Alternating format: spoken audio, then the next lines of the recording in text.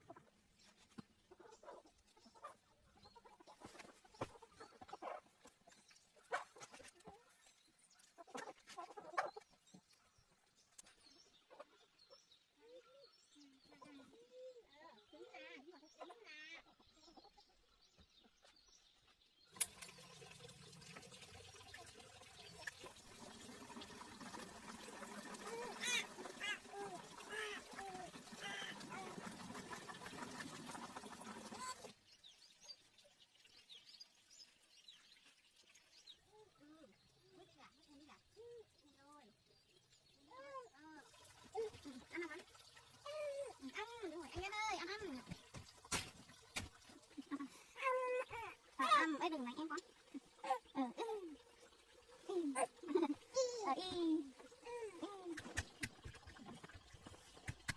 Nhớ đây lại đây mama này nhớ đây. Nhớ lại đây mama đi. Lại đây đúng rồi. Con lại đây mama đi. Con ngồi xuống lại kìm. Cô tử ơi. Cô tử ơi.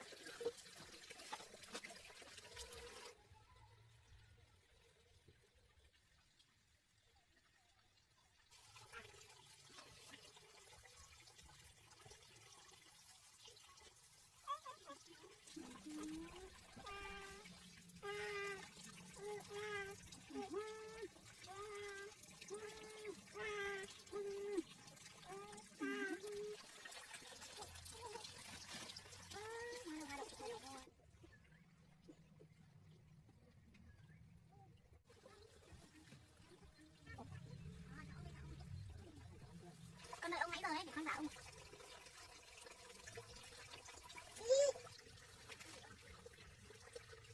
Ông bán cho con chỗ đất cao cao ở bên ngoài này. Chị thấy bao nhiêu? Chị lấy một ít chỗ cao cao ở ngoài thôi, chứ làm cái nhà thôi. Ra bên cái đâu em chỉ có.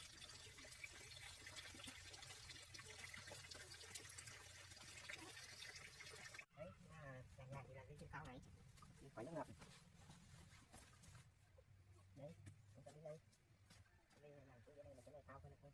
Đúng không? Đây này. Cái kia này. Đấy, cái đấy xuống. Thì chỗ này ông bán bao nhiêu tiền? Bán thế nào? Cái này nếu là làm nhà, cái quan trọng không lấy 5 triệu. 5 triệu.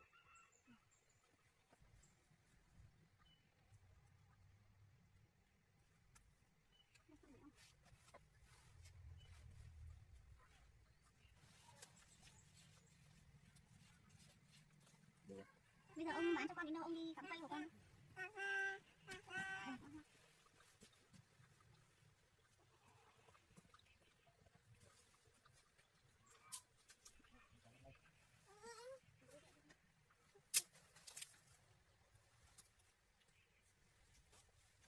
Từ đây có. Bây giờ đất là được hôm nào làm nhà. Con cũng làm dần thôi. Nhưng mà mình con không làm được, con nào ông xuống hộ con chặt những cái cây to, xuống hộ con cắt mấy cái cây to này. Để làm mà không mấy con không tự làm được, con làm nữa con ngủ tiền con nữa. Đây cây này, đây cái cây to kia. Ông xuống chặt hộ con là Đây là ngày mai ông xuống chặt cho. Rồi ông đi về. vâng. Hôm nay ông.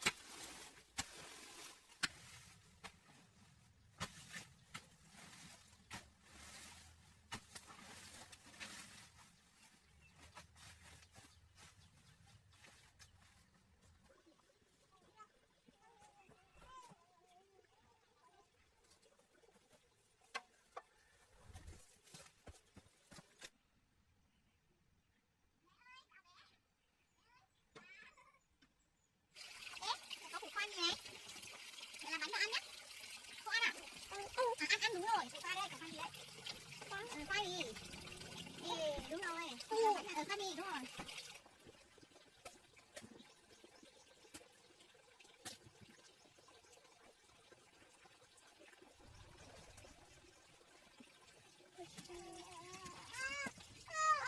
Đây có củ gì đây? Hả? Củ gì à? Củ khoai. Khoai mì. Hả? Này có khoai mì nè. Cho ai ăn đây? Có khoai mì.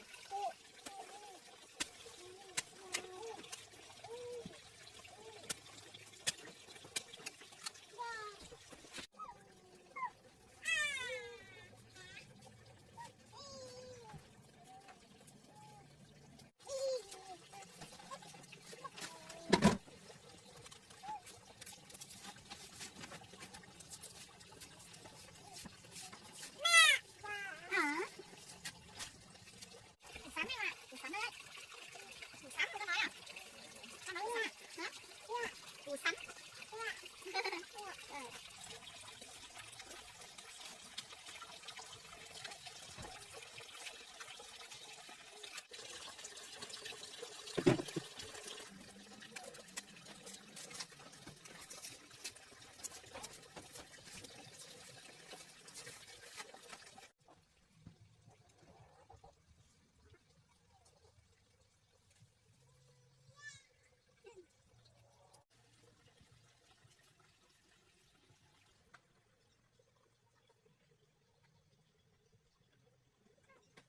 Ăn mọi người chín nhá, chín lại lấy cho nhá.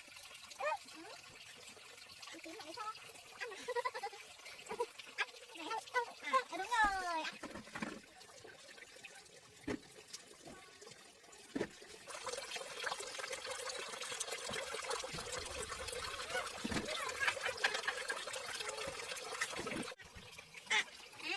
Củ sắn à, thì mẹ làm bánh cho con ăn nhé.